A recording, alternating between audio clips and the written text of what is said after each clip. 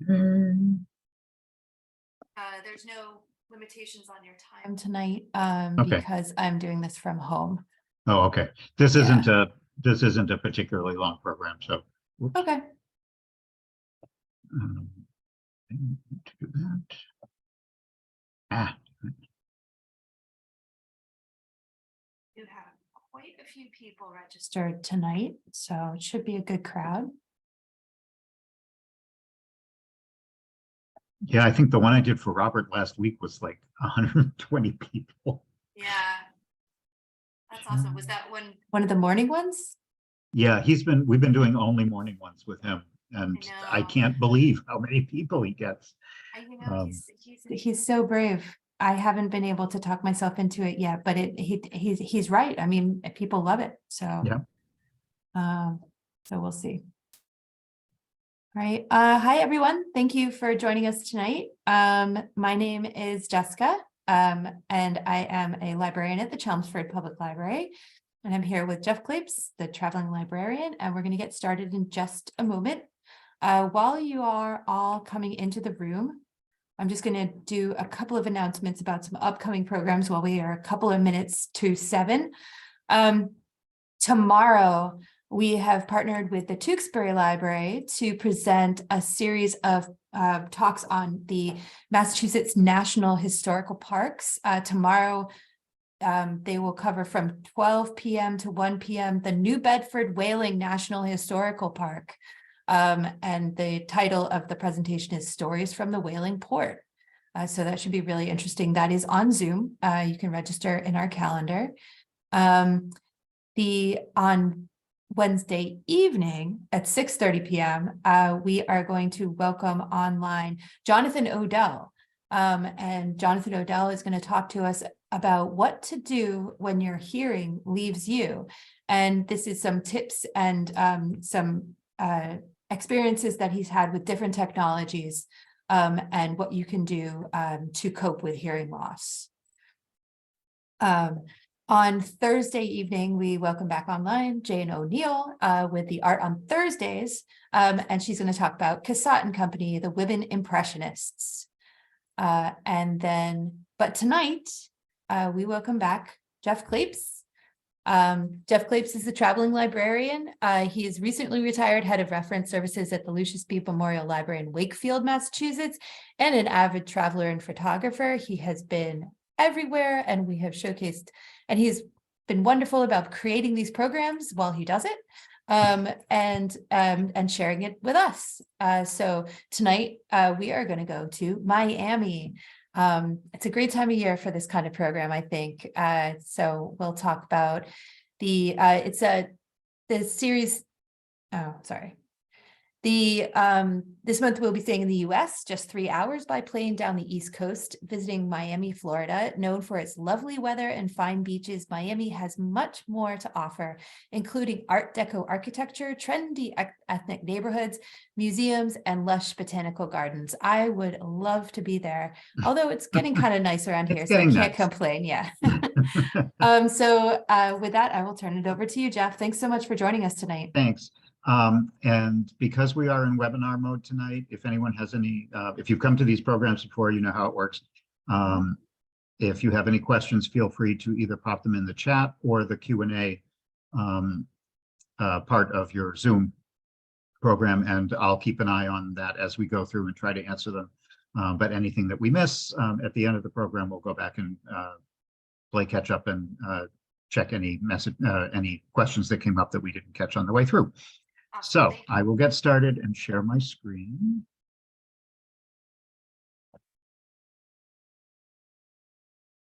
And I think yep, okay, that looks good. So we'll get started. As Jess said, I know a lot of the programs that I've done have not been, have been to more exotic destinations around the world, but I actually do like traveling in the United States. And somehow recently I just was in the mood. Part of it was timing, part of it was money. It was kind of nice to just get away and go away for a few days. So I took this trip just a year ago. I had been to Miami at least a couple of times on family vacations when I was younger, but I really hadn't been there back as an adult to see what Miami has to offer recently. And of course, it's changed quite a bit since I was a kid. It's only about 3 hours or so by air. There's plenty of direct flights from Boston. And of course, as you know, it's one of the most popular tourist destinations in the country. It's hard to believe, though, that only about 100 years ago, barely, it was swamp, and there was almost nobody there, like a couple thousand people. Here we are flying in over the Barrier Islands. If you've been to Florida, I'm sure everybody's been to Florida at some point. Probably a lot of you have been to Miami. So you know kind of the general geography. It's flat as a pancake. But all along both the east and the west coast, actually, there's a lot of barrier islands, and you can see them as we come in here. And in fact, if you can see my pointer, much of what this island here is Miami Beach, which is where I stayed, although I did explore a lot of the other neighborhoods back on the mainland. Miami Beach is about 4 miles off the mainland coast via a couple of causeways. Modern Miami has about 6 million people. It's about the 8th largest metro area now in the United States. And it was settled by Spain, who were in Florida long before anybody else was from Europe. And in fact, before New England had any people in it. But it wasn't really until about 1820, 1821 that the US bought this land from Spain. What's kind of interesting that I didn't actually realize until I was reading up on it is that during the time period before it became a US territory in 1821, slavery was actually outlawed in Florida. And then there was a period in the first half of the 19th century, basically, where slavery became legal and illegal and legal and back to illegal. And it wasn't until obviously later events during the Civil War and after that changed things there. And at that point, Florida was a state. In 1821, it became a territory, but in the 1840s, it became a full state. You can kind of see from looking at maps or satellite views that a significant part of southern Florida is just natural, mostly the Everglades, although some other parks as well. And the development is really focused only along the coasts. Through much of the 19th century, Florida was farm country, mostly sugar and citrus crops. And you may have heard of Henry Flagler, who was an important industrialist. He was connected with the oil industry and is famous for turning North Florida from St. Augustine and that area down through Jacksonville into a tourist destination in the mid-19th century, mid to late 19th century. But it really wasn't until the 1890s that he extended the railway all the way down to Miami, which at the time had almost nobody in it, and it was quite a risk, financial risk to do that. But eventually the population and development grew, especially through the teens in the 20th century. And by 1920, there were about 30,000 people in Miami, although compared to today, that's obviously still quite small. And again, as you can see, even today, the development is really cramped along the coast and pretty much surrounded by swamp. The Big Cypress Preserve and the Everglades National Park goes all the way down to the Keys. The Great Hurricane of 1926, obviously there's been many hurricanes in Florida, but the one in 1926 was particularly bad. And also the Depression in the late 1920s took a toll as well. And then in the 30s, things started to pick up again because interestingly, a number of Jewish developers from the North, particularly in New York, came down there and started building numerous Art Deco hotels, and I'm going to show you a bunch of those. They brought that style from the North to Miami Beach and adapted it to a kind of unique deco style that is specific to the South, and has now become one of the most popular aspects of tourism in Miami. There was also another big spurt of growth after two very important developments, which you might not think of off the top of your head, but they it becomes obvious why these were so important. The first was the development of air conditioning. Florida was actually a pretty unpleasant place to stay for the first several decades when people went down there. The weather was miserable and sticky and hot, and there were hurricanes and so forth. And of course, a huge number of insects, particularly mosquitoes. So the second development was that somebody figured out how to make mosquito repellent. So as we move into the 30s, 40s, 50s, that really changed how people vacationed, because you could now go to Florida and stay cool in an air-conditioned building, and mosquito repellent made it a lot easier to be outdoors. Just to give you the general geography, we're going to focus tonight mostly on downtown Miami and Miami Beach, and look at some of the neighborhoods. We're going to head down to one of their most famous museums, which is a beautiful mansion a little bit south of Miami. And we're also going to go inland a little bit to Coral Gables, which is quite pretty. And we'll end down in the Botanical Garden, the Fairchild Botanical Garden, which is about, I don't know, 15 miles or so south of the city, which is also quite stunning.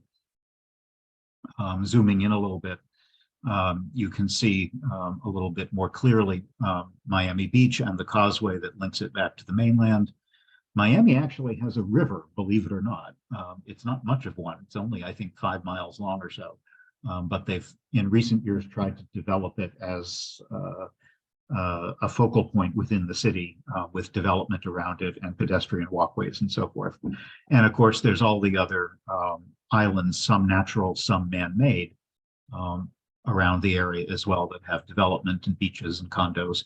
And the most important one probably is Dodge Island, which is completely artificial, but this is the primary cruise port, where you'll see 10 or 15 cruise ships lined up one after the other. Miami's had a lot of bad periods in its history in the 20th century, particularly like the 1960s through the 80s, when there was much higher crime, drugs, racial tensions, and things like that. A lot of that has improved significantly since then, and development is really booming. Although, as you can imagine, COVID really did a job on tourism, but that has bounced back quite a bit in the last year or so. I stayed in Miami Beach when I was there, South Beach specifically, which is the part as far down as you can get towards the tip of the island. Technically, Miami Beach is a separate city, and it stretches along 8 miles of this barrier island. The island actually used to be a peninsula connected to the mainland, but a few miles up at Bal Harbor, there is an artificial cut through, so it is technically an island. This photograph shows you the very southernmost point, where there's a nice breakwater, and you can see the gorgeous beaches and the high-rise condos along the way. I stayed in a really nice old Art Deco hotel called the Sherbrooke. Because Miami has only been a city for really about 100 years, most of the architecture that you see is very 20th century in style. This particular hotel was on a street called Collins Avenue, which is one of the main roads, the main north-south arteries through Miami Beach. And it was named for one of the first developers of the city. But Miami Beach is now really very well known for its Art Deco style, most of which was built in the 1930s and 40s, before World War II hit. And it is now a historic district, and there are about 800 registered historic buildings in Miami Beach. In the 1970s, many of them were in danger of being demolished, but fortunately, preservationists got together and were able to save them. And now it really has made a huge difference in tourism there, because it's one of the main reasons why people flock to South Beach. The Art Deco movement, the name, takes its name from an exposition in France called Art Décoratif, which was shortened to Art Deco. And it tends to make reference to very sleek lines. I'm sure you're familiar with Art Deco in a lot of other places you might have visited. There are very geometric designs. It has a very space-agey kind of feel, very clean styles. And they make use of very modern building elements too, like metal glass brick and so forth. This is the sign on the inside of the hotel, and the interesting iron fence on the outside, the railing. In a completely different style, right across the street was this odd little old house, which turned out to be abandoned, right across from my hotel. And it's made of coral. I never found out its story. It had a no trespassing sign, but I don't know whether it's for sale or what its deal is, but it was kind of funny to see it in the midst of all this other much bigger development in downtown Miami Beach. There are several causeways that link Miami Beach and all the barrier islands back to the mainland, and you can see the downtown skyscraper district about 4 miles away off in the distance, as well as the shipping port. So in addition to cruising, recreational cruising, there's also an actual shipping port as well. And at the tip of Miami Beach, there's this beautiful park where you can see the entrance to the harbor with all the cruise ships going back and forth. I do want to show you a few Art Deco buildings just to give you an idea of the variety of style. If you think of Deco that you probably have seen in places like Chicago or New York, Miami Deco is much lighter. It's more whimsical, it's kind of frothy and certainly much more colorful than what you would see, say, at Rockefeller Center or the Chrysler Building. And glass brick is also a very common element. This tower that you can see in this photograph, actually, with the circular tower that's almost all glass brick, it actually lights up at night and has a light show, which is quite something to see. And on Ocean Drive, which is parallel to the waterfront, the main north-south drag right closest to the beach and the water, there are all kinds of very nice buildings, many of which are now hotels, shops, restaurants, and most of them are only a few stories high. When you get into the historic district here, the big skyscrapers are much further north and much further south. Before COVID, Ocean Drive was a two-way street, and then they closed it during COVID and reopened it as a one-way street, which is much nicer for pedestrians and bike. You can see there are the green bike lanes, and it's much easier for strolling, and it dampens the traffic a little bit. So it's really made an improvement for visitors. I should point out also too, this building here, which is very modern but still has definitely a Florida feel to it, is actually a CVS. Here's a couple of examples of some of the earlier hotels. In fact, the Colony, the one on the left, the blue one, was the very first hotel built in Miami Beach, and the Avalon, the yellowish one on the right, is not too far. And both of these are very good examples of the Deco style with these very long eyebrows, they call them, which cover the windows and provide a little bit of shade and also give a very horizontal feel to the building, which is very typical of Art Deco architecture in the city. This is right across the street from my hotel was a place called Muscle Beach. I don't have muscles, so I didn't hang out there, but there were plenty of people who did. And actually, it's kind of nice. It's part of a much larger park, but this particular section has all kinds of equipment that you can use for exercise. They have volleyball courts and all kinds of stuff. And it was mobbed the entire time I was there. I was there in February, which is obviously a very peak time for being in Florida. And it's all free. You can just help yourself to use these equipment. They have the volleyball courts that you can see in the back. And the beach right behind the bushes is Miami Beach proper. This park is actually part of a much larger park called Lummis Park, which stretches for, a good 10 blocks along Ocean Drive. This particular section is covered with sand and has all these amenities, but there's also fountains and shuffleboard courts and all kinds of other stuff, and parkland and so forth further down. But there's a whole really long stretch here. It's quite nice. And of course, the beach itself, which is very wide, very sandy, nice white, soft sand. All of the resorts that line Miami Beach have their own chairs and umbrellas for their guests, which you would have to be a guest to be able to use them, or you can pay in some instances. But the beach is still public, so you can stroll the beach and plunk your chair anywhere you want. And it's very deep, very wide, and every few hundred yards is a funky lifeguard station like this one, that have been kind of redesigned in a sort of deco-ish style, and each one has its own personality. There's a whole bunch of different ones painted in bright colors. And you will certainly see plenty of ships going by, whether they be cruise ships heading in or out of the Dodge Island terminal, or you'll also see a lot of container ships going by to the container port. And just inland from the beach and parallel to it is a long path, many miles long, which is specifically for pedestrians, cyclists, dog walkers, skateboarders, whatever. And it's a really nice place for walks along the seashore while avoiding traffic. And they even have water fountains that you can drink from, and lots of cut-throughs to get to the main roads. And most of the accommodations along the beachfront have direct access to this. But it's a great way to walk up and down. And it literally goes, I think I walked a good 8 miles on it before I gave up and turned around.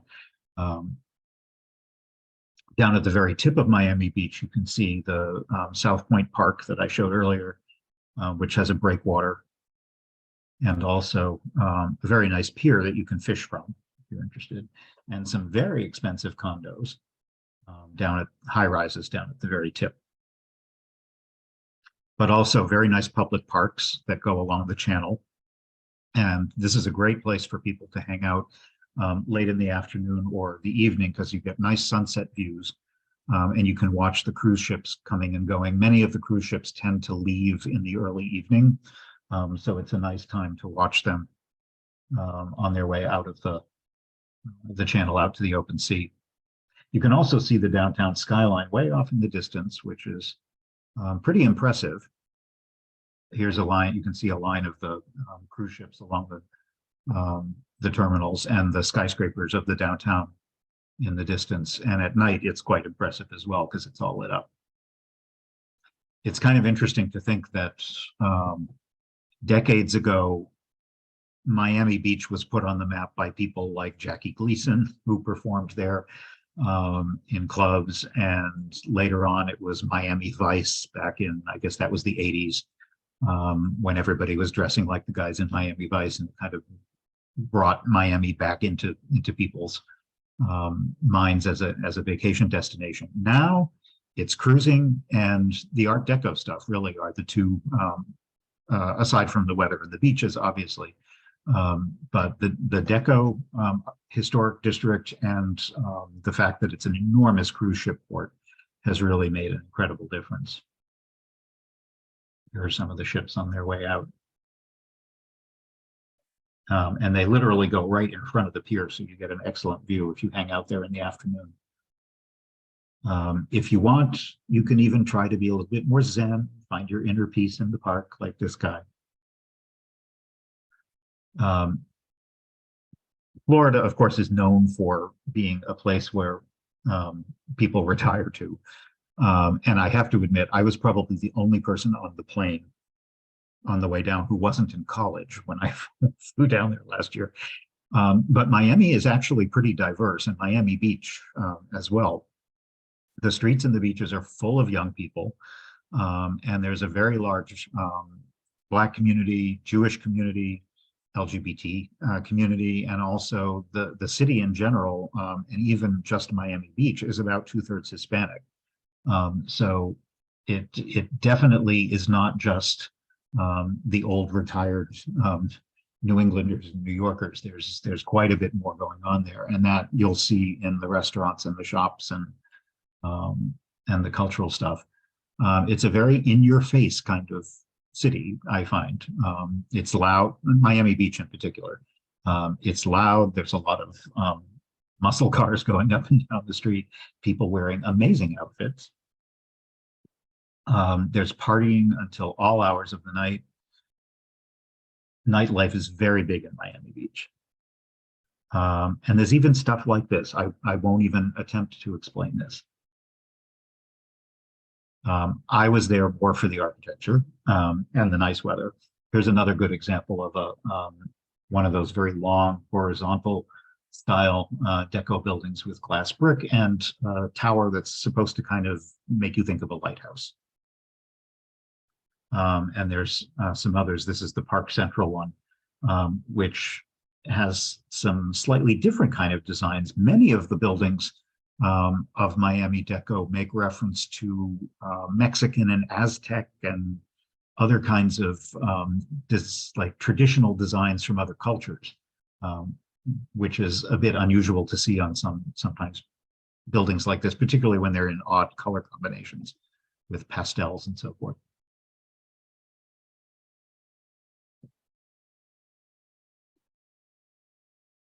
This is another good example of a sort of Aztec or Egyptian style. Geometric designs are very popular in these kinds of buildings. This one in particular is worth a visit. This is called the Wolfsonian, and it's now a design museum. It's part of Florida International University. And it opened in 1995 after an extensive renovation of what was originally an old storage building. And the facade is really incredible. And now it has an impressive collection of design exhibits and also a very good research library as part of the university. Here's some other examples along the Collins Ave, which is really the main commercial street. That's a few blocks away from the ocean. And this is the old City Hall, which was built in the 1920s, right after the big hurricane came through. And it was deliberately built kind of as a symbol of rebirth of the city after this major natural disaster. For a long time, it was the tallest building in Miami. And then in 1977, the city outgrew the building and moved to a newer building in another part of town. And the old building has since been restored and now is kind of an art center. They have a museum, they have an excellent bookstore, cinema that has film festivals and so forth in it. But there's also a great mix of just individual people's houses. I love this. This is just a private home on a back street. And I love this doorway that has, it's got Spanish elements, but it's got this, there's cactuses and tropical birds. It's just fun to walk around and see all the details. This one is a good example of using glass brick. And even the modern buildings, buildings that have been built in the last few decades, they may not be deco, but they are still trying to kind of convey a Miami Beach feel to it. And this was a very good example of that with the pastel colors and very much a Miami look to it. This is the Edison, which is another one of the old early hotels from the 1930s. Most of the hotels from that period are actually relatively small and rarely more than 4 or 5 stories high. And that means that most of the beachfront, until you get way down to the southern tip or much further north, it doesn't have the skyscrapery feel of other coastal areas in Florida. It's really, most of the buildings have a fairly limited height, and it feels a little bit more, it's more pedestrian oriented. It doesn't feel quite as overwhelming as a skyscraper city. This is a good example of the kind of deco that makes you think of being on a ship with the ship's railings and like you're standing on the deck of a cruise ship. And a couple of the other more old ones from the 30s. The Leslie on the left is now a boutique hotel that only has about 35 rooms in it, I think. And the one on the right, the Cavalier, is completely covered with stylized palm trees, seahorses, and things like that. There is also, if you're into Art Deco, there's a free Art Deco museum right on Ocean Drive that explains the history of the style, specifically in Miami Beach. And they organize really nice walking tours. So if you want someone to actually take you around and talk in more detail about the buildings that you're seeing, it's a great resource. Here's another one called the Carlisle, which was one of the last to be built. This was from the 1940s. There was a a wave of a few hotels that were built before World War II. And the Cardozo right next door is also very long and kind of looks like a ship and is owned now by the Cuban-American singer Gloria Estefan. And just one after the other, the whole stretch of along Ocean Drive is one beautiful historic building after another. As you get further north, maybe another half mile or mile north of this district, you start to see more high rises, although a number of them are still historic, like the Royal Palm that you can see off in the distance, which is another one that has very definite cruise liner kind of decor. The Palm was built in 1937, but it was very small at the time, and they expanded it years later. And during World War II, along with a number of other hotels in Miami at the time, it was used as barracks for training soldiers before they were shipped off to different theaters of war. This one is called the Lowe's Hotel, and this is huge. It has, I think, 800 rooms now, and is much more recent. It was built in 1998 around an old tower from 1939 on a hotel back then called the San Moritz, but it's been completely eclipsed by this much newer hotel that's been built around it. There's a lot of culture in Miami Beach, surprisingly. We don't always think of Florida that way, but there's a lot of things to do. This building here is called the New World Center, and it was designed by Frank Gehry, who's a very well-known architect. And it was opened just about 10 years ago, and it has a concert hall. The symphony performs there. They have all kinds of other cultural events. It's a very striking building with very typical oddball design elements that Gehry is known for. Even the post office is deco. This is a 1937 post office that was built as a WPA project. You can see the glass block over the door, and if you stick your head inside, there's a wonderful painted dome inside that drum-shaped part of the building.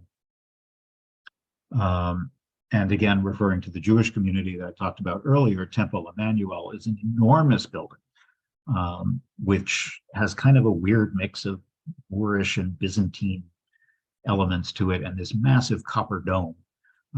There's a very active Jewish community in Miami Beach, and I forget how big exactly what the size of the congregation is here, but it's big.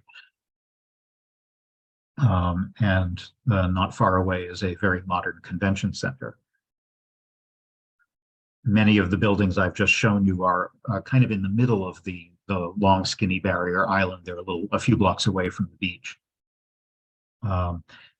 This was a nice place to stop by. There's a lot of very nice parks, many of which are for activities like sports and playing tennis and other outdoor activities. But they do have a small public botanical garden, which is nice. It's not very big. It's only like 2.5 acres, but it's completely free. And it's just a quiet green oasis away from all the busy city streets around it. It started in the 1960s, but it was completely redone about 15 years ago by a landscape designer, appropriately named Raymond Jungles, of all people. So there's public art nearby and fountains, birds and turtles and lizards and all kinds of things like that. So it may not be very large, but it's a wonderful amenity to feel a little bit apart from the bustle of the city.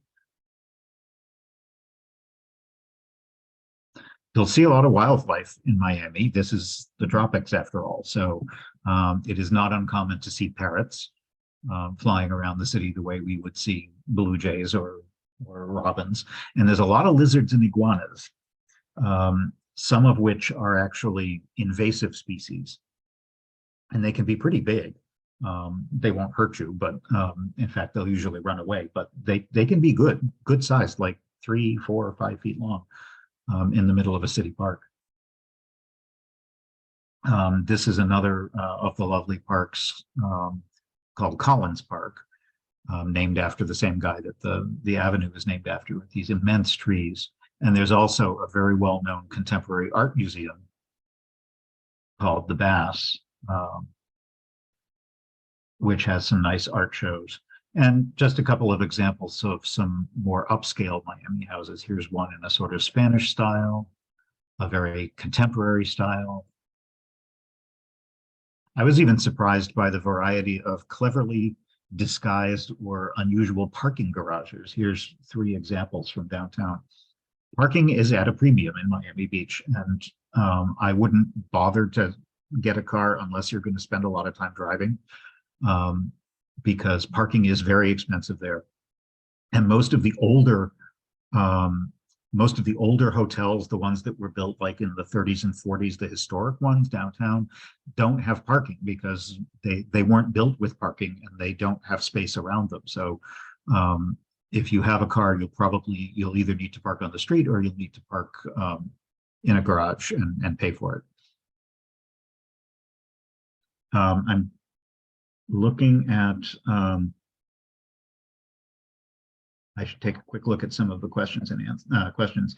The convention center, I don't believe it was designed by Gary. I'm not 100% positive of that, but I don't think it was Gary. And I would have to look up the huge trees. They almost look like baobabs, and I don't actually remember what type of tree they were. There's a lot of banyans. I'm going to show you some better pictures of banyan trees, and they could have been banyans without the added the extra branches that come down, but I'm not positive of that. I'd have to double check it for you. The botanical garden, the one that I was just showing you, I'm trying to remember if it has a formal name. I think it's just the Miami Beach Botanical Garden, but let me double check that before I go this evening.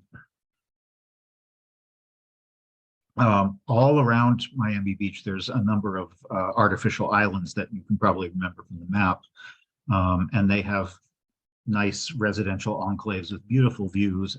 But it also, as you walk around, it makes it pretty clear how vulnerable Florida is to sea level rise. The Miami area in general averages only about 4 feet above sea level. And so with so much coastal development, it is definitely at risk for not just rising sea levels over long periods of time, but also storms. Anytime there's a hurricane or a storm surge, they have major flooding problems. And obviously it's a hurricane-prone region, so that isn't all that uncommon.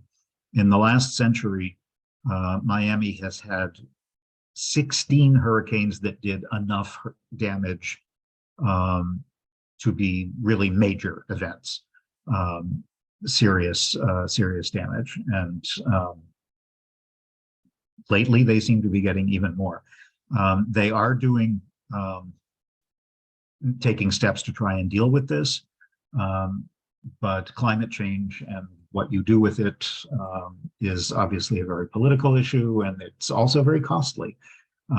So there's a lot of disagreement about what should be done and how much should be done. Another problem that is connected to flooding is that not only the property damage, but it's when you have a massive incursion of seawater onto the land, that seawater eventually seeps into the freshwater aquifer, which southern Florida relies on for drinking water. And that can cause serious long-term problems as well. So development continues, and they are definitely doing more planning for climate change than in the past. But there's criticism that it has not really been aggressive enough. Florida is certainly one of the more vulnerable places in the country.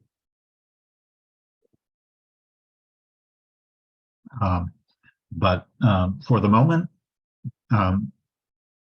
You'll see incredible amounts of development going on, much of it quite large and right next to the ocean. This is one of the more famous hotels in Miami Beach called the Fontainebleau from 1954. And it's right next door to the equally famous Eden Rock, which you might have heard of.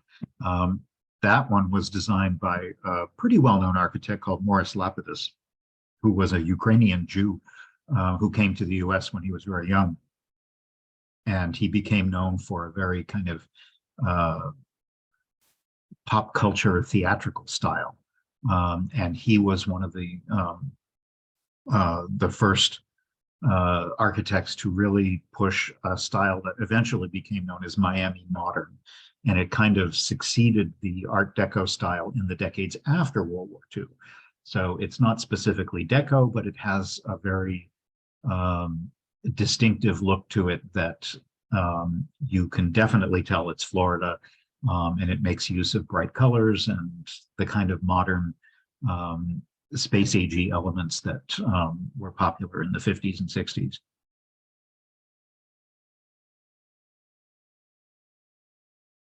And you'll see as many of these very large new buildings that have been constructed in recent years, some are better than others.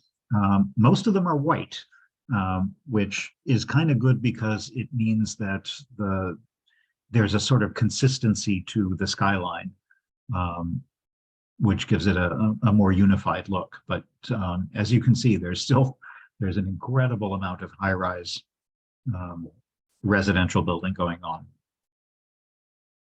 And if you are wealthy enough to hang out in this part of Miami Beach, there are plenty of places to park your yacht if you need to.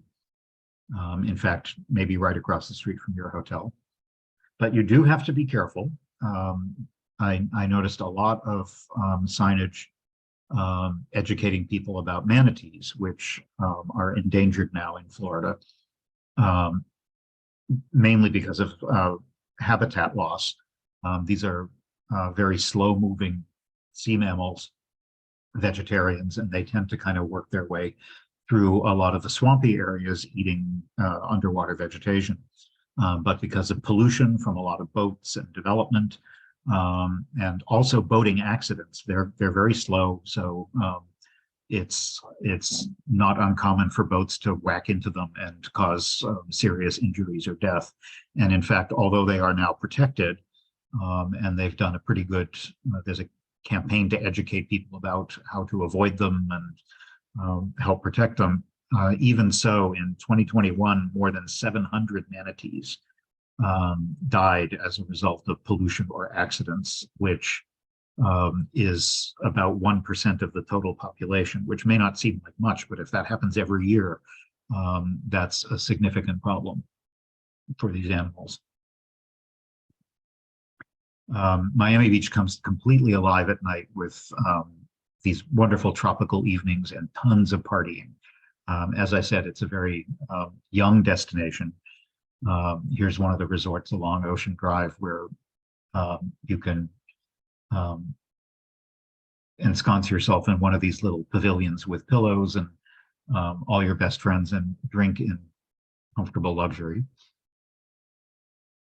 But it's fun to walk around at night just to see the lights and the vibrant street life on a lot of these amazing old buildings. And there's a great view back to the downtown skyline, which we're going to see in just a bit. Is it there? The Cuban population in Miami, of course, is very large. And there are plenty of places where you can get delicious Cuban food or other Caribbean-style food.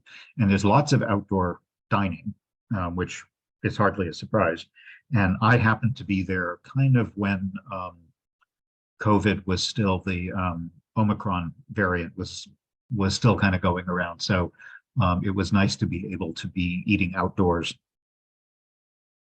And there were really good Cuban restaurants. And you might also not be surprised to know that I had my fill of mojitos too, which are one of my favorite drinks. I must admit, this is octopus. Of course, those of you who know me know that I have Greek ancestry and I'm big into Greek food.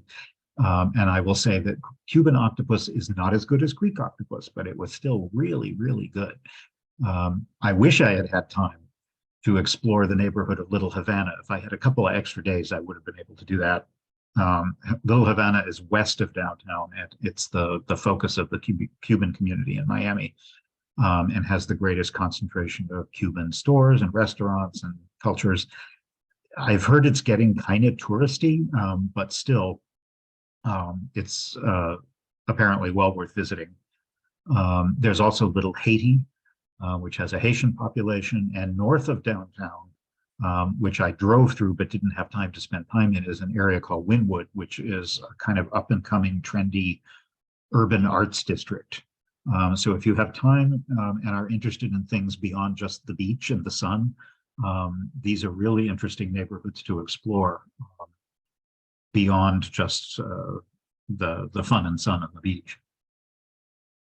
I'm going to take you also briefly to one of my favorite places, which is about, I want to say 5 or 8 miles south of Miami Beach. It's not far from downtown. I didn't have a car when I was there because I just didn't want to deal with one. And it was pretty easy to take an Uber to most of the places I wanted to go. And it ended up, even though I went a bunch of places, it was cheaper than renting a car in the end. Vizcaya is the Dade County, it functions as the Dade County Art Museum, but is primarily a mansion along the lines of the kinds of Newport mansions that you'd see here. Or even another rough comparison might be something like the Isabella Stewart Gardner Museum. However, unlike some of those, it has some of the most magnificent gardens anywhere in America. And I went here, I remembered going as a child, and it kind of, I was very impressed by it as a kid. And it was one of the reasons I ended up getting interested in architecture and design. So I wanted to show you a little bit about what makes it such a special place. This is a historic postcard showing the house, the main house, and the fabulous Italian style gardens. It was built in 1914 to 1916 by James Deering, who was an heir of the International Harvester Company, which was at the time was the 4th largest company in the country. It cost, if you were to build it today, it would cost $60 million. He was from the north, but he had health issues. So like many, he was advised to head south for the lovely climate in Florida. And being wealthy, he decided he would build a massive mansion. Here is a historic aerial photo that I wanted to show you just to give you an idea of the original size of this estate. And a large part of this landscape area no longer exists. It was sold to the Miami Archdiocese, which unfortunately built a kind of ugly modern school building on it and a hospital. But originally the estate had all of this area, developed it into beautiful gardens and parkland. And on the opposite side of the road, if you look over to the left off this direction, it actually had a farm and a village that made the entire estate self-supporting. He was a very demanding client, and he worked with both an architect and an interior designer and a landscape designer for several years. If you read about the construction of the house, it's kind of interesting because there was a lot of drama and difficulty, and with very strong personalities.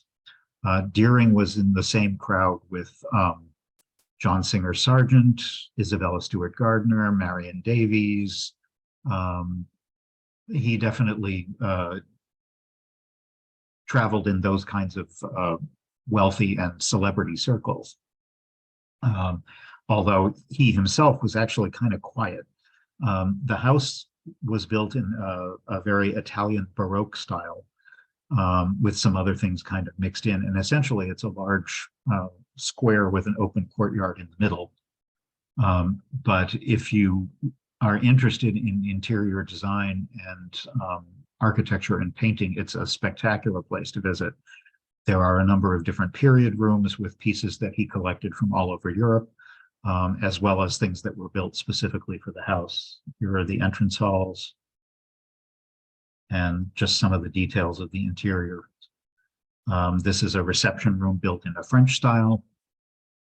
And like many buildings like this, like the ones in Newport as well, a lot of what you see was actually brought back over from Europe from old houses that were being dismantled, or antiques that wealthy Americans were purchasing to build houses that were European in inspiration. The biggest room in the house is this Renaissance hall that has a ceiling that was built in the 16th century and brought over from Europe.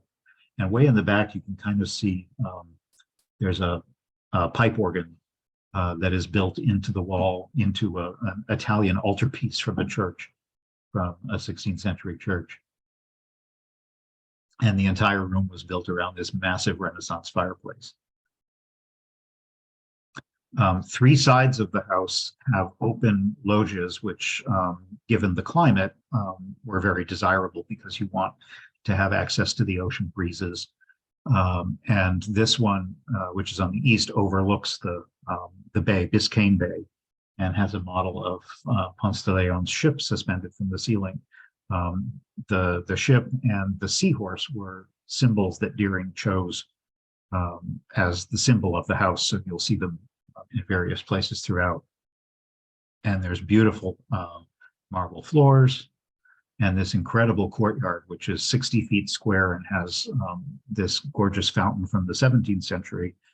Unfortunately, in the 80s, they covered it with this glass roof, which was protection from both storms and also humidity to protect the artworks inside. The house and the grounds were significantly damaged in 1926 during that big hurricane, which was right after Deering died. And Hurricane Andrew in 1992 also did major damage to, particularly to the gardens. So when I was first there as a child, this glass roof wasn't there, and it definitely detracts from the atmosphere. But on the other hand, you can understand why they needed to do it to protect the collections. There are galleries on all sides in Spanish or Italian style, and again, different period rooms. This is an Italian Rococo music room with just unbelievable artwork on the ceilings. Here's the dining room, surrounded with by Renaissance tapestries and an incredible ceiling. This actually is a reproduction ceiling. It's based on an Italian one, but this ceiling was actually built for the house here in Florida. And another one of the open loggias that all the glass doors can be completely opened on both sides to allow for the breezes to come through. This is called the tea room. And it has classical motifs with the muses on the ceiling and so forth. All of the bedrooms, the guest rooms, are up on the second floor and in the towers. And there are galleries that run all the way down, or all the way around, looking into the courtyard. And just a couple of examples of some of the bedrooms. There are 9 guest suites, each of which has its own unique interior design style with a theme. This is a Chinese themed room based on Chinese imports. Deering was a lifelong bachelor, so he had his own personal suite. And his sitting room is in the Adams style and is considered probably the finest and most detailed interior in the house. Here's his bedroom, which is in French Empire style. And the bed that you can see over on the left, his bed belonged to Napoleon's second wife. I don't know how he managed to get hold of it, but Maria Louisa was Napoleon's second wife, and that's her bed. And he had a fantastic bathroom attached to it, which has its own little balcony. In the center of the second floor, it looks out over the ocean. And the ceiling is actually made of fabric tinted to look kind of like a Napoleonic military tent. The shaving stand in front of the window is actually plumbed with water. and looks out over the bay. And the tub that you can see on the right has two sets of faucets, one for fresh water and one for seawater. So you get hot and cold, fresh or seawater, depending on what you were in the mood for. And some other of the guest suites. He had many guests, celebrity guests often. People like Isabella Gardner, Stuart Gardner, people like Marion Davies, and in fact, John Singer Sargent, who I mentioned earlier, was a frequent guest as well, and actually did a number of watercolors of the times that he spent there. This is a sitting room for guests. It was being used for storage while I was there, but I like these kind of ghostly chairs. And up on the second floor, unusually for a house like this, the kitchen was upstairs rather than downstairs. And that was partly because Deering was actually kind of a homebody. He liked to entertain, but in relatively small numbers. And he rarely used that gigantic banquet hall down on the first floor. Most of his entertaining was done in this small dining room up on the second floor that overlooked the gardens, and has a very Chinese theme with murals, painted murals on the walls. Here's the kitchen. And the second floor galleries, the flooring that you can see, these old terracotta tiles, are actually from originals from Cuba that were brought over. And the ceiling is all made of cypress, which is a very durable wood for the South, because it tends not to rot when it's exposed to the elements. But as fantastic as the house is, one of the main reasons to visit this is that Vizcaya has probably what are considered to be the best, most magnificent gardens anywhere in the United States. And they really are. The history of their development alone is worth reading about. The house was completed in 1916, but it took several more years for all of the gardens to be completed, and even longer, of course, for them to mature, because landscape design is something that takes a long time. You can get to the gardens from the entrance court here through these large gateways which come from a palace in Verona, Italy. And most of the gardens are in a very Italian style. They fan out to the south from the house. And part of the challenge in developing these gardens was to find plants that would grow well, that would look Italian in style, and have that European flair to them, but also would thrive in the Florida climate, and also very close to salt water. This is literally right on the ocean. So salt water affects the growing of the plants, and that they made a lot of mistakes and had to, by trial and error, find out what kinds of things grew well there. This is the eastern facade, which is unfortunately, the day I was there was marred by this big tent, because they were having a, if you're incredibly wealthy, you can get married there. I can't even imagine what that costs. But one of the most unusual parts of the gardens is this breakwater, which is built in the form of a stone barge made from the local stone, which is mostly coral, in fact, and decorated with columns and sculptures. When Deering was still alive, it was even planted with palm trees and other plants. And there's a tea house, French-inspired tea house, on one of the arms that curves out into the bay. It's very pretty. And on the opposite side, framing the tea house, there's a breakwater that serves as a boat launch. And you can see here the very Venetian style posts that are purely decorative, but they, again, tend to give it a very Italian flair. The day I was there happened to be a lot of young Latina girls who were having photo shoots for their quinceañeras celebrations. So it was kind of fun to see them strolling around the gardens. Unfortunately, of course, when Deering built this, Miami was a tiny little place, and he thought that he was building fairly far out in an area called Coconut Grove, which was a district to the south of the city.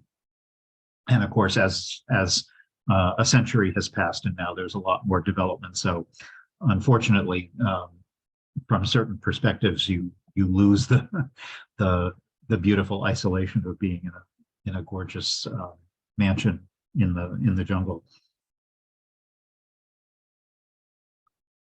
Here's the garden facade again. You could easily spend a whole day here looking at the artwork and the interiors, and then have lunch in the cafe and wander the gardens for the rest of the day. The design of the gardens was specifically done to create a lot of little outdoor rooms. So here, for example, is something they call the secret garden that's completely walled in and was originally designed for orchids, although it's too close to the ocean, so the salt water kept killing the orchids. But a lot of this exterior design was done by local workers using the local coral stone to create urns and statues and benches. Some of them are originals from Europe, but most of them were actually carved locally. And if you follow all the way down to the south, you end up at this beautiful stairway with grottos and fountains. This was originally called the Rose Garden, and now it's called the Fountain Garden because the roses really just don't do well there because they're only about a couple hundred feet from seawater. The entire property is surrounded by mangrove swamp. And here's the view back to the main house.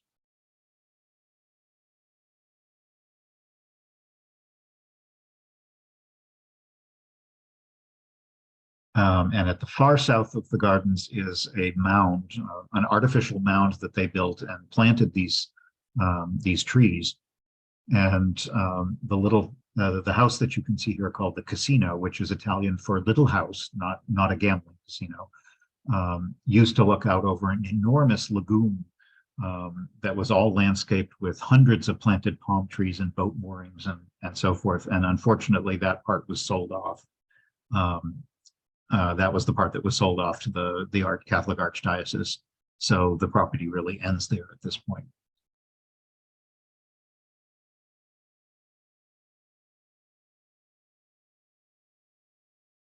You'll see as you walk around, it's not unusual to see interesting birds and lizards.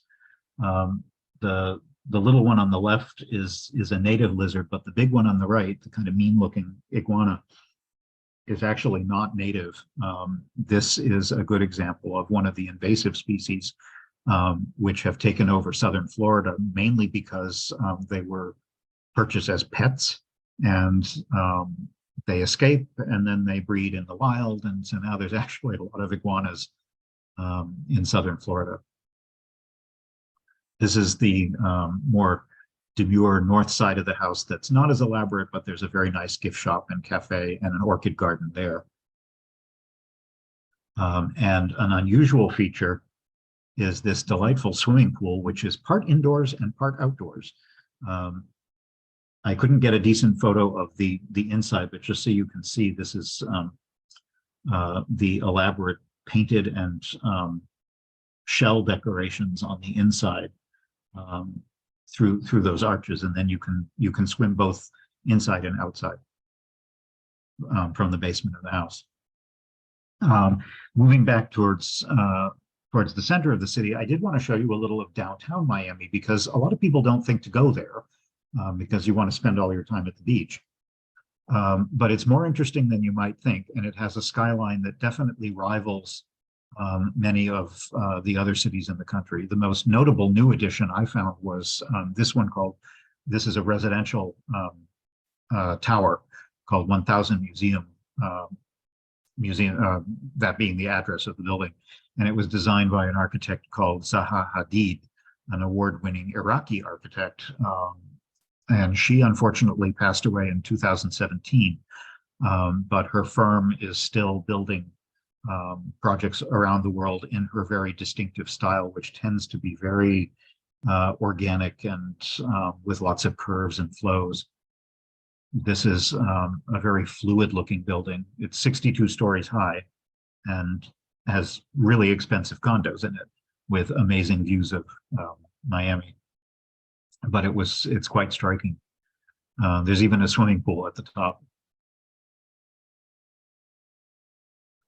And it makes a nice addition to the skyline, a little bit different from more stylish than some of the other ones. And it's right across the street from downtown Miami's major park, which is a very nice green space, but also one that has, in addition to the landscaping, it has a couple of really important museums. This is the Paris Art Museum, which has mostly 20th and 21st century works. And also right next door is the Frost Science Museum, which has a planetarium, an aquarium, and is really great if you're traveling with kids, because they have a lot of exhibits that are well suited to children. The park also has a lot of public art in it, lots of palm trees, and also they host a lot of public events there as well, outdoors, right next to the water. One wharf down on the next pier is the FTX arena where the Miami Heat plays. And that's also used for concerts as well. I do have to point out, here's some more interesting public art. Of course, there are palm trees everywhere. And if you've spent any time in Florida, you probably have noticed that it's a good idea to avoid parking under coconut palms, because it's not unusual to see one sitting on someone's dashboard after it has fallen right through their windshield. I spent the better part of a Sunday wandering around downtown, but even then there was a lot of traffic. I was kind of surprised to see these very expensive race cars tearing up and down the streets, making all kinds of noise. But there's a lot of interesting buildings to see. These are two of the more important ones. On the left is the Freedom Tower, which is an old newspaper tower for the Miami News, built in the 1920s, and is now a cultural center, and the Miami Museum of Art and Design is there. And it's a good example of that kind of Mediterranean revival style. And on the right is another building built about the same time, but in a more austere style. This was still is the county courthouse, and was, at the time it was built, it was the very tallest building in all of Florida. And like any modern city, if you have a waterfront, you need a really big Ferris wheel with great views of the city. But much of downtown Miami has the same kind of very expensive high-rise development that you see along the beach. This is a very upscale neighborhood called Brickell Key, which is named after one of the early landowners in Miami. And the Mandarin Oriental Hotel is on this particular island.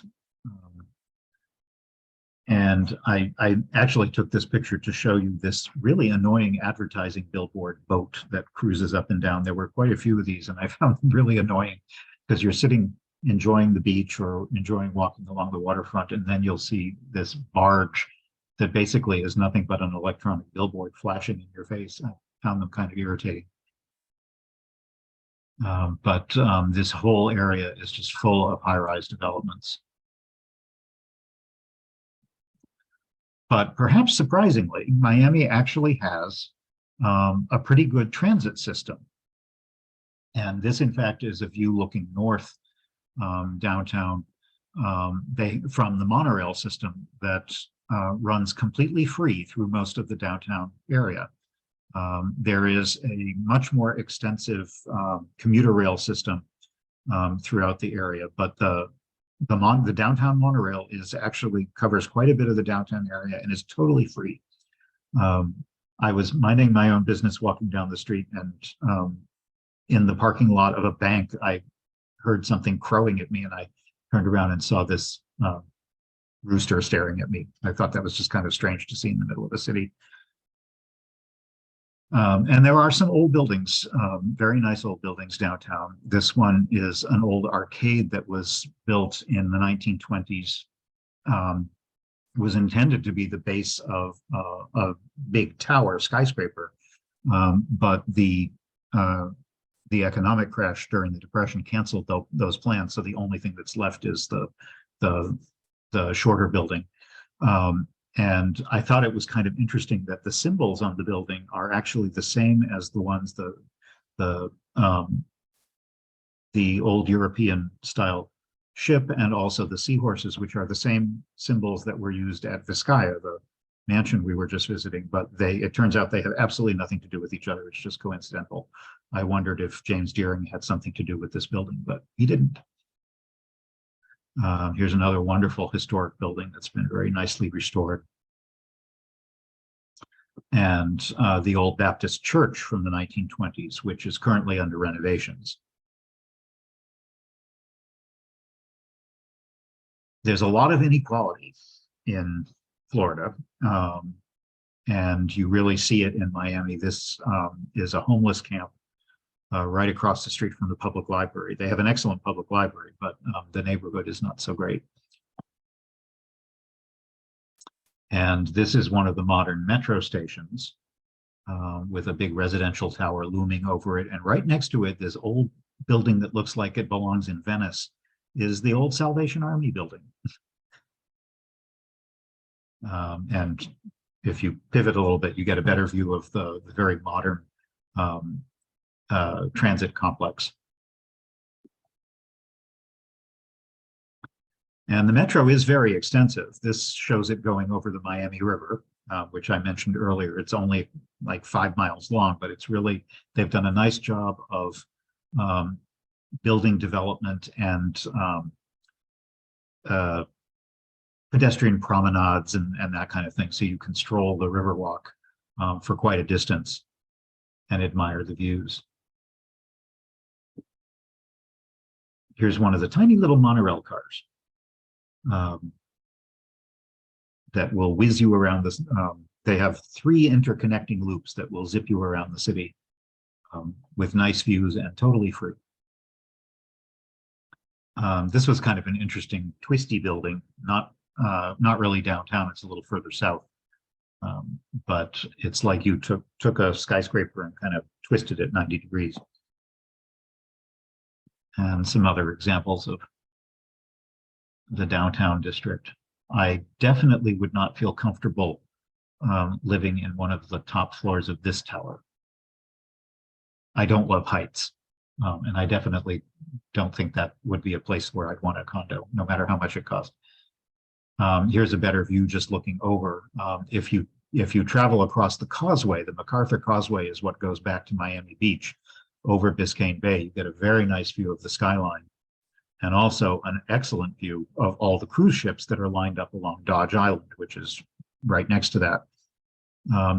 It is today, I'm not sure whether it's completely rebounded from COVID, but for the past several years, COVID aside, it is considered the busiest cruise ship port in the world, with more than 5 million passengers every year.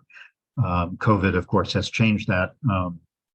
The cruise industry took a particularly hard hit from COVID, but they seem to be doing better now, that's for sure. The new ships are huge. I'm not a particularly big fan of cruising on large ships, but you can see quite a few up close.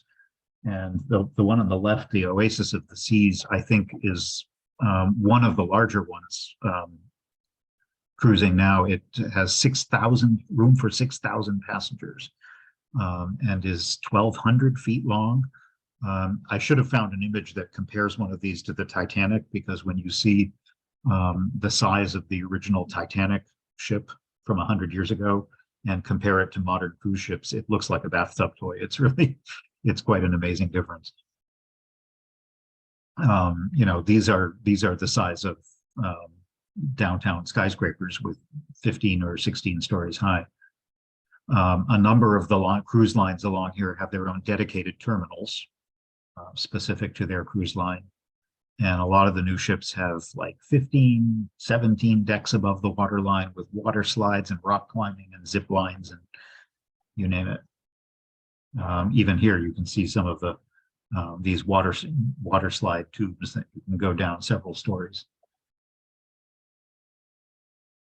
And I was kind of struck by the fact that the Disney ship, the Disney cruise line here, compared to some of those other ships, the Disney, I think this one's called the Disney Magic, is actually by comparison a much smaller ship and has a much more traditional look to it than some of the modern ones.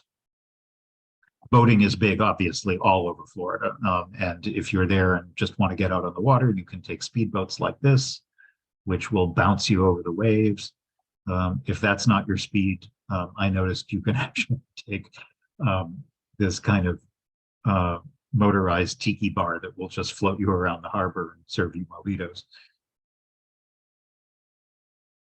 I took a few hours to go inland to visit the nearby city of Coral Gables, which is worth a few hours of your time, I think.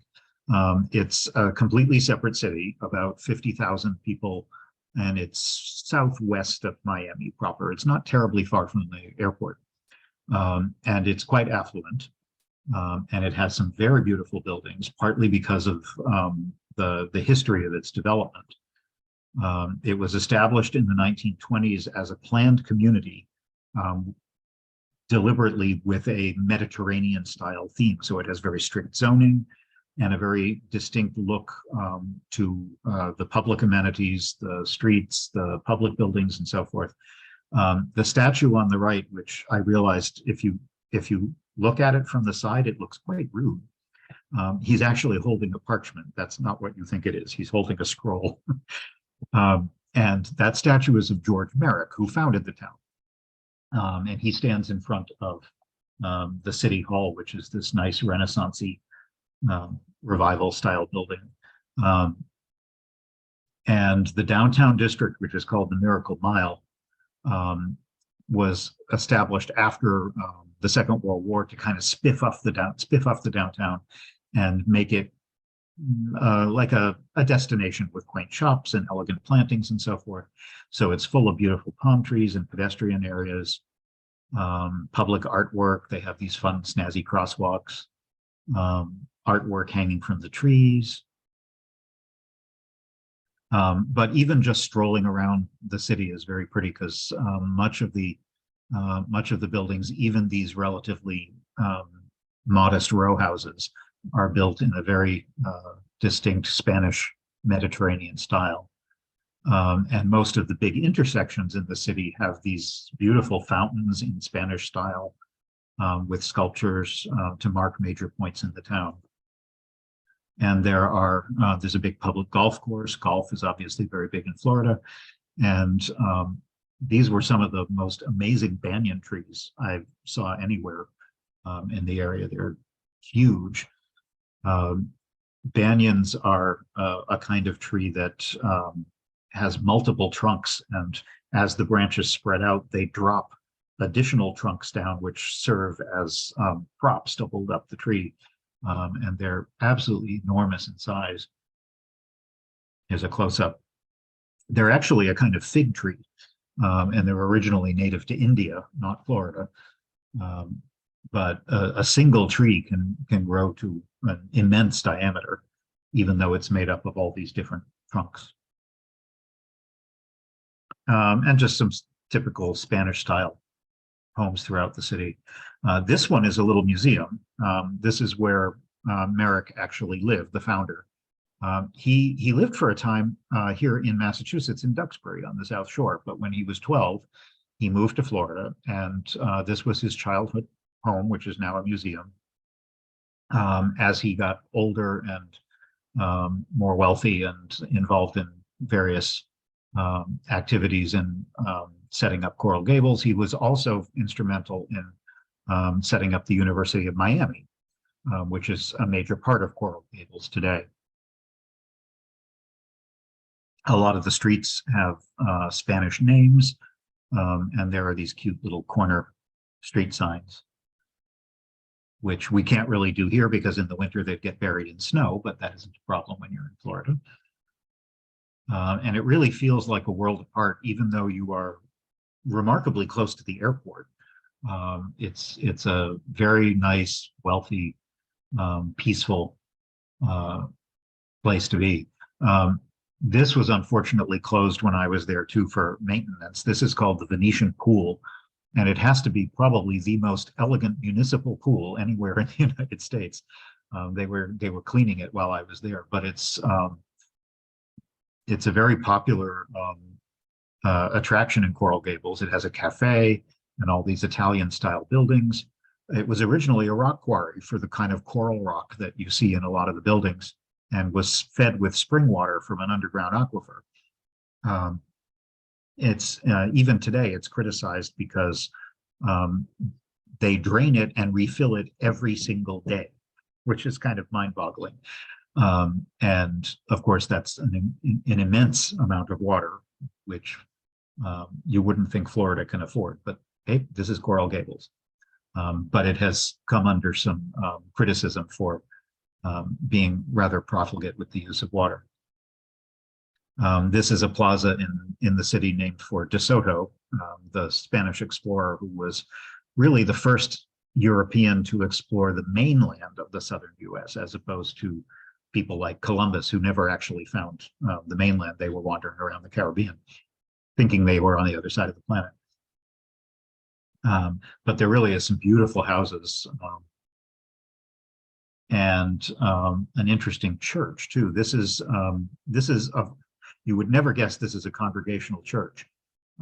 You might even be surprised to know there are congregational churches in Florida. Obviously, unlike anything that you would see in New England, built in 1923, and it's a very good example of colonial revival with these incredible, like, Baroque entrances and the clock tower. Merrick donated the land and dedicated this church to his father. His father was a minister, actually. So there are very few parts of Coral Gables that don't have some connection to George Merrick at some point in history. Right across from that church is probably the most famous building in Coral Gables, which is the luxurious Biltmore Hotel. The tower is over 300 feet high and was supposed to imitate the tower at the Cathedral of Seville in Spain. And for a few years, it also, after it was built, was the tallest building in Florida. And even if you don't stay there, it's obviously a very expensive and luxurious place, but you can still go in. You can eat in the restaurant, you can walk around the lobby, even if you're not a guest. When Florida was becoming the place to go, particularly in the Jazz Age and afterwards, this hotel was frequented by the likes of the Roosevelts and the Vanderbilts and people like that, and even a lot of famous actors, the Duke and Duchess of Windsor, even Al Capone went there at some place. It was the place to stay at that time, and even today, it's very, very nice.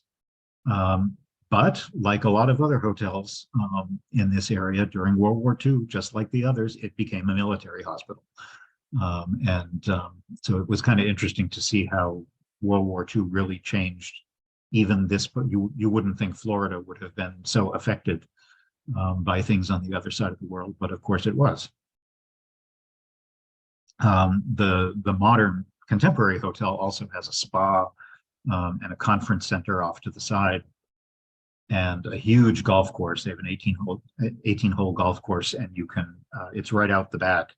So if you're on this is the back side of the hotel, and if you're staying on this side, you get a view of the golf course from these very fancy suites. Rooms at the hotel start several $100s a night, and the suites are, way much more than that, 1,000 or more per night. It also has a pool, very nice pool, which at one time was the largest swimming pool in the world, and Johnny Weissmuller, of all people, was the swimming instructor. Again, this is way back in like the 1930s, 20s or 30s, and there are private cabanas that you can rent for a couple $100s a day, which will give you your own private little air-conditioned room to sit in, and then you can go swim, and you can have a private waiter who will bring you food. There's big TVs where you can watch things to get cool and then go for a swim. It's quite a place. And I'm going to end the program at another place that I think is a little off the beaten path, but well worth seeing if you have the time. This is a huge botanical garden, about 83 acres, I think, established in the 1930s. And it's, probably half an hour, 45 minutes south of the city.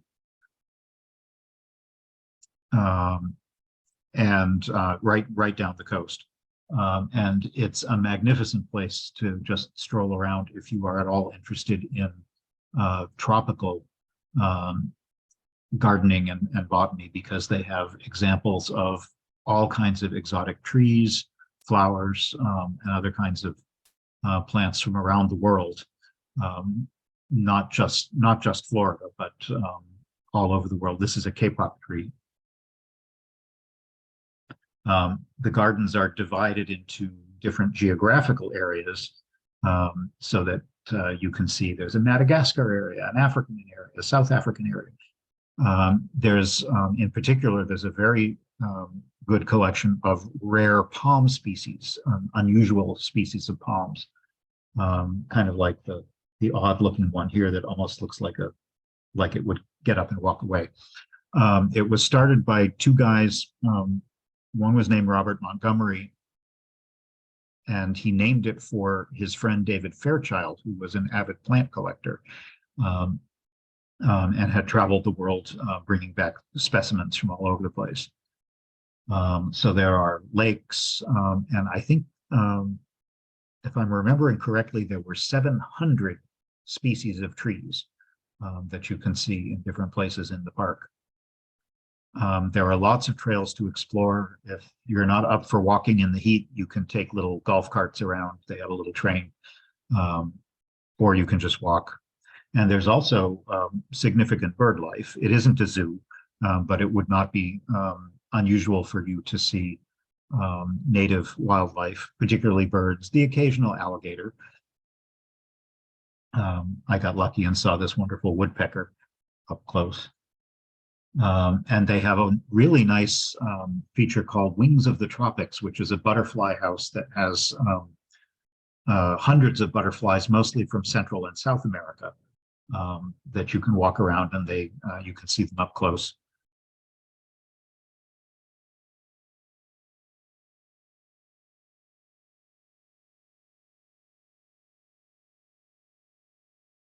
And the different themed gardens focus on the mostly tropical and subtropical zones around the world for obvious reasons. Those are the kinds of plants that will grow best here. They have a fantastic collection of orchids. This is a tropical fig with its unbelievable roots.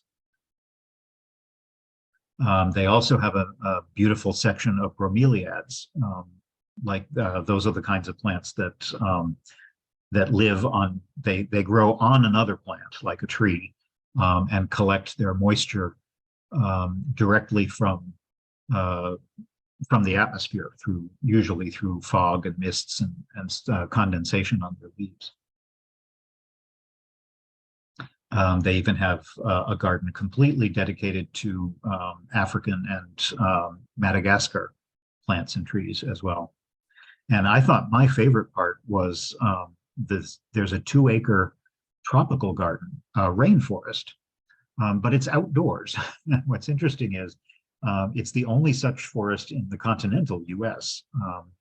And you can go to botanical gardens in some places where they have a glassed-in conservatory, but this is actually outdoors. They do pump steam to keep it at a higher level of humidity than Florida would normally be used to. But the misting system really makes you feel like you're in a jungle somewhere in another part of the world. And it is much bigger than you would find if you were within a glass-covered botanical garden.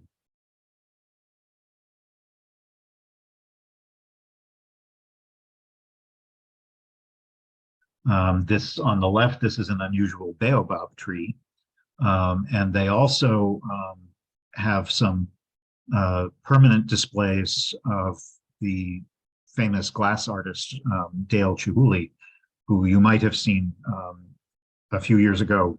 There was a big exhibit of his work here in Boston. And the Museum of Fine Arts still has a couple of pieces of his, but he also did an exhibit in this garden, and a few of the pieces have stayed in the permanent collection, so you can see them very artistically arranged, almost like they're actual plants in different parts of the garden. So if you want to get a little bit away from the bustle of the city and the beach, this is another place I would suggest for a little peace and quiet and some nature. It's a really delightful place, not far at all from the city. So I will end the program there. We're just about at time, and I'm going to stop my screen share and start looking at the questions. So if anybody has any questions,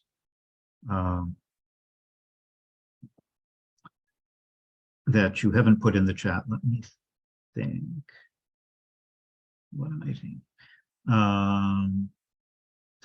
Oh, someone was asking, I have so many slides, are these all my photos or do I pull from websites? No, with a couple of exceptions that I indicated, these are all my own photos. A couple of those historic images of Vizcaya were obviously historic photographs, but everything else is mine. At Vizcaya, someone asks if the second floor bedrooms have always been open to the public, like in 1958. Well, I don't go back to 1958, so I can't tell you that. When I was there in the 70s, they were, but I don't think all of them were. And I think over the years, they've had to restore some of them. You can imagine the Florida weather is not particularly kind to the kind of European artwork and furnishings that a place like Vizcaya would have. So they have to worry a lot about not just hurricanes, but just ordinary heat and humidity in a place like that. There are the one place I don't think is open or wasn't when no, actually that's not true. One of them was the tower rooms. I think one of the towers was closed, but the other one that you could go into, and some of the top floor bedrooms were available there. You look back at someone asked me also about the little botanical garden. I'm going to quickly look at that, because I can tell you in a sec. Look at the map. Is that my picture of the town hall or a postcard? Oh, I think you're talking about the Chelmsford Library. I'll let Jess answer that, because I don't know if that's a postcard or an actual photo. How are the libraries in Miami and Miami Beach? I didn't really go to the libraries while I was there, which is surprising because I usually do visit libraries. Florida libraries are generally pretty good, but it can vary significantly from community to community. And I didn't actually end up going to any of the ones in, I did go to the main library in downtown Miami Beach. That was the one near the homeless camp. And that is a fairly good library, but it's it's a big city library. Let's see, the botanical garden is called,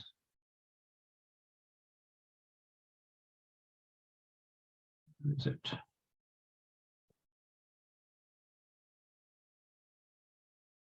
Now, of course, I can't find it to tell you the answer. Come on.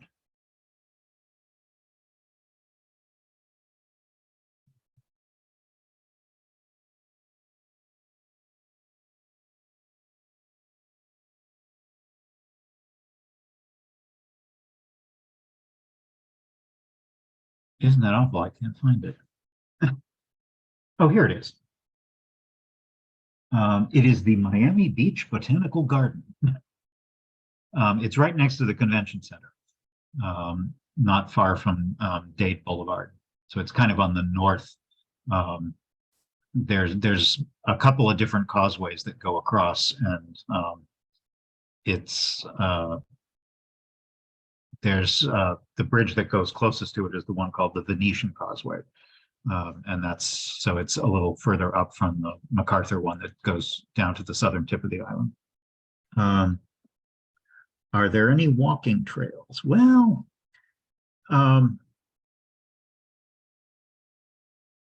if you get out to the, if you head down towards the Everglades, yes, but not in Miami proper. There's not particularly a lot of walking trails. Although, as I said, the really nice pedestrian promenade that goes up and down parallel to the beach is very, very nice. But it's not really nature. It's right next to Miami Beach. I was there 10 years ago, breathtaking, like going to Europe. I assume you're talking about Vizcaya. Yes, I'm glad you enjoyed it, and I would definitely recommend, assuming that you are at all interested in art and gardens and things like that. I would consider it definitely one of the top 10 things to do in the city.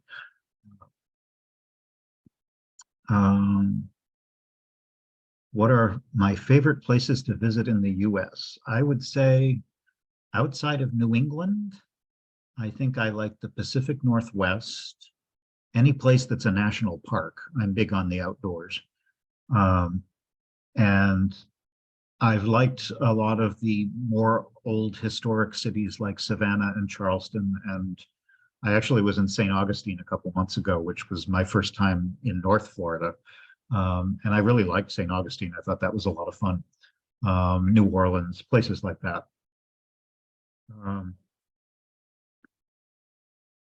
The location of the picture currently as my backdrop is a little church on in the Peloponnese, which is the village closest to the one where we have a house in Greece.